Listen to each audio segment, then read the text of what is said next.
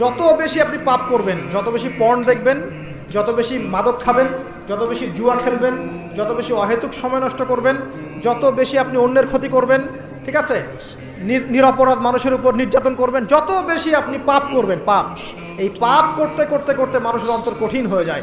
ইবনুল কাইয়্যিম রাহিমাহুল্লাহ বলেছেন যে পাপ করতে থাকলে মানুষের অন্তর কঠিন হয়ে যেতে থাকে, এবং ইস্তেগফার আর জিকির করলে গিয়ে মানুষের অন্তর আবার নরম হতে থাকে।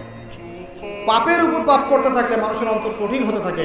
এ বিষয়ে রাসূলুল্লাহ সাল্লাল্লাহু আলাইহি ওয়াসাল্লাম বলেছেন, যখন মানুষ একটা পাপ করে কলবের মধ্যে একটা কালো দাগ পড়ে যায়, যখন আরো একটা পাপ করে আরেকটা কালো দাগ পড়ে যায়, এইভাবে যখন পাপ করতেই থাকে তখন পুরো কলবটাই কালিমা পূর্ণ হয়ে যায়।